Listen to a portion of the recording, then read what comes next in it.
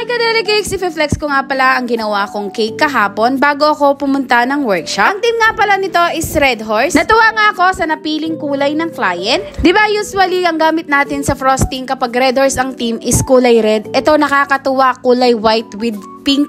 At inakala ko nga din na babae yung celebrant. Akala ko lang pala yun mga mi.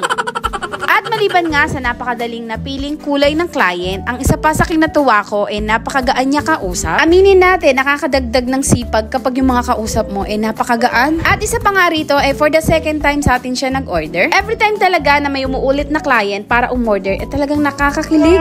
Para bang gusto mong magdagdag ng cake, char? At sa mga oras na yan, sinubok na naman ang aking pulso. At ilang beses nga akong umulit dyan mga B, pero buti na lang talaga nakisama. Hindi man sobrang ganda, pero nakikita ko na may improvement. Kung dati parang kinaladkad ng manok ang aking sulat, pero ngayon parang grade 2 na yung nagsusulat. At ayan nga ang finished look ng ating nagawang cake. Thank you, yun lang, salamat!